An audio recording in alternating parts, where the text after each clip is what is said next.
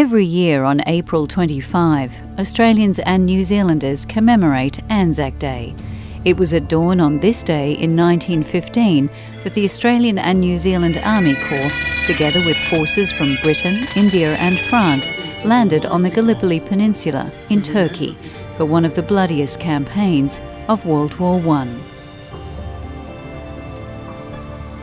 In Thailand, ANZAC Day begins at Hellfire Pass, a small section of the infamous Burma-Thailand Railway that was built by Australian and Allied POWs during the Second World War.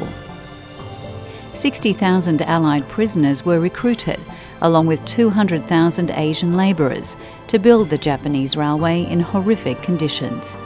More than 13,000 POWs lost their lives, along with almost half of the Asian workforce. On this day, 1,200 people made their way into Hellfire Pass, so named for the bamboo torches that once lit this gateway, as it was cut into the mountain piece by starving and tortured Australians, Brits, Dutch, American and other prisoners. Among the visitors, children and grandchildren of the POWs, military officers, clergy, Thai dignitaries, ambassadors and those who'd simply come to pay their respects.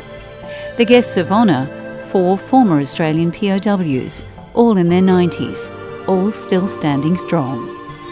Our Father God, we remember before you all who have lived and died in the service of humankind and in the service of their country. The service began as the sun crept through the trees and the birds of the jungle came to life. As candles burned, visitors imagined and veterans remembered.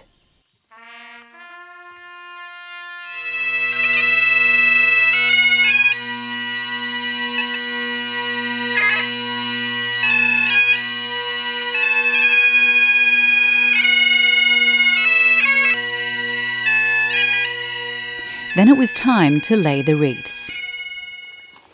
The guests of honour here today were 4 former POWs who worked on the cutting itself, one of them here for the very first time since the Second World War. Cliff, can you tell me, is this your first visit back here to Hellfire Pass? Since the war, first visit back, yes. And for you, why did you decide to come this year after all these years? Particularly this year because my son said he was coming back, and if I wouldn't come with him, he'd go on his own. So naturally I said, I'll go with you. And here I am. So what was it like for you seeing the service here today and seeing all these people here? Oh, very emotional, but I can handle it.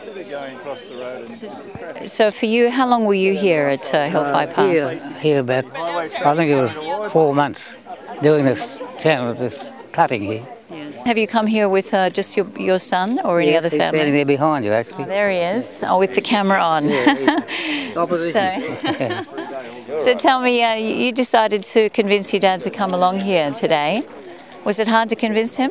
I don't think it was very hard to convince him, no, because I think, as he would have told you, he hasn't been back since he was here with them, and so because of his age, obviously, I would imagine that he wanted to return back to, yes, to put some of the demons to rest, I suppose, over those years while he was here. Yeah. Do you think it's been quite cathartic for him and for both? Do you think it's been good for both of you to do this? Oh, yes, yeah. I mean, I believe it's been very good for both of us, particularly for me to come back and to see some of the work that he has done here on this pass, and just it must have been very difficult for them. I couldn't imagine being able to do that work in the heat and to work, I believe, from about 5 o'clock in the morning to 10 o'clock at night. So it was a very long work days.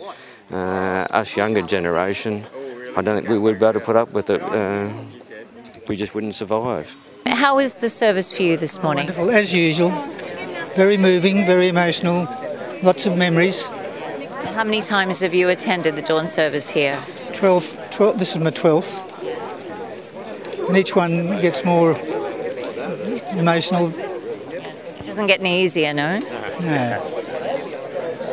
And I've got your friend Snow here next to you with his fantastic hat. Good morning, Snow. How are you? What did you think of today's service? Very good.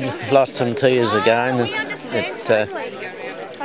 It gets, I think it's one of the best services around. You sort of feel the spirits here in the early part of it. It must be great seeing that so many people have journeyed here from all over the place. Well, a crowd, haven't they, this year? And it gets better and better. I had my young bloke up here last year and I hope to get him next year. So bring some of the family up. And it is very emotional and you do get back with your mates for a little while. Yes. Yeah. I think that's one of the best things is seeing your mates again. True. Yeah. Yes. No, it's about mateship and it's still carrying on. Yes. Yeah.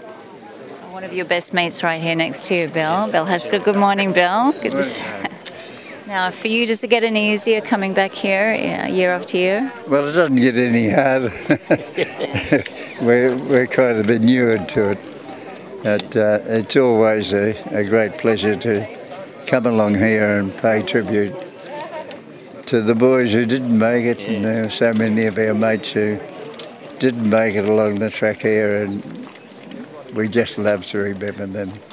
And I'm so glad to see you people here this year. Thank you very much.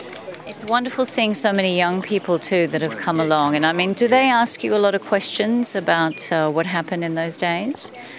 Well, Some awkward. Yes.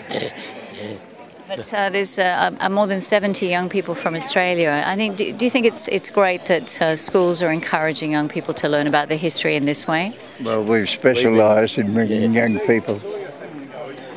We bring young people, specifically, last year we brought up about 40, this year we got somewhere around 30, 28, 30. And they learn so much and they're changed people. They, a fortnight up in the area here and going through the areas that we went, they are different children and they'll go back and they'll pass the message on. And that's what we're really about, right? Is this the first time you've been here with your dad? No, fourth time. Fourth time, yeah? Yes. Yeah. Each time is very Third time. What a photo, what? What's it like for you coming here with him to see this? very, very emotional. Glad we've got him here. Be able to share the chance, the opportunity. It's amazing to be able to share it with him because most people can't share it with their dads or their loved ones because they're not here. Yeah, and he's full of beans, isn't he? He's doing very well. Getting a bit, he's getting smaller as the years go past, but not in spirit. Absolutely. He's going to outlive me, actually. Yeah. Well, there you go. Other veterans of World War II were also here to honour their comrades. Harry here is a veteran also of World War II. So, Harry, what did you think of today's service? Today was a memory that will never be erased. Even though I wasn't a prisoner of war, I was in World War II, and we had no idea, the other serving members, just what the POWs were going through. When we found out later on, it was a revelation. We thought we had it tough. We were feather bedded compared to what they had.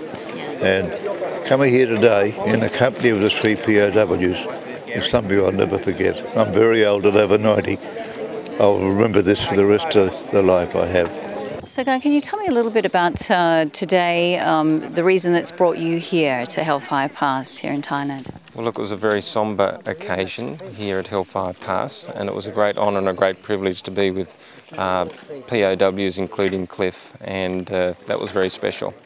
So my great uncle was here, Laurie Thine, Lieutenant Laurie Thine, and there were many from the 2nd 40th Battalion from Tasmania. So I have a special interest in the role of the Tasmanians here, together with their colleagues on the mainland as Australian POWs. Do you think back home in Australia, many Australians are aware of Hellfire Pass and what took place here? No, I don't think they are, and that's one of the reasons I'm here as well, because I think they should know. It's perhaps a bit of a forgotten part of our history in Australia, the role of the POWs. They were forgotten. very much so, and I think their service to our country as POWs and the sacrifices that they made, the suffering that they endured for those 3.5 years under the Japanese here in Thailand and in many other places throughout Asia was almost incomprehensible. And the honour and respect that they deserve cannot be overestimated. Along with the veterans and their families, dozens of Australian school children who'd been specially selected to travel to Thailand to learn their history through personal experience. If you can't stand in someone's shoes, you can at least walk in their footsteps. Along with the former POWs on this trip are quite a few young people from schools in Australia, and I believe there's more than 70 of them. Now, who have we got here? Ziggy McGill. Ziggy? Yep. So where are you from? Esperance. And where is that? WA, Australia. Yeah, so tell me a little bit about what you've learned on this trip. Just how hard it was for the POWs and like how they got treated, and it was pretty rough, and just what they did over here. Yeah. Paul, what have you learned on this trip? Well, what I went through was very harsh, and it was like harsh. Yeah, it was harsh. It was tough, I guess, and what I've learned from a lot of these POWs, having met them, they had a great sense of humour too, didn't they? Have you noticed that with these guys? They still even have it these days. Yeah, well, Bill, he talks most on when we have the stories told, and then Snow, he's always making jokes about what he says and stuff, so it shows that they've still got the sense of humour and stuff. Yeah. What have you learned after meeting these POWs? I learnt that mateship really can get you through the worst of anything, and that when you have your friends there, you can get through anything and look after each other. It's the main thing. Yeah, to have that sort of thing. Have you enjoyed this trip? Have you learned a lot on this experience? Definitely. I definitely have. I'll definitely come home a different person from it. What about you, Grace? What have you learned on this trip? Well, camaraderie is very important, and it just shows you that it boosts your morale, and so you can just be happy and get through things. Yeah. Do you think you could survive the same thing yourself? Pretty tough, but probably not. Do you think today's generation has what it takes to survive what you survived here? I think so. We must always look forward, and the younger generation are going to be the next defenders of our country. So you have a lot of faith in them too, yeah? Of course I have. Yes. We have, yes. The service then moved into Kanchanaburi, to the town's famous war cemetery. Here, those who suffered were remembered through prayers, flowers and tributes. And in the morning, we will remember them.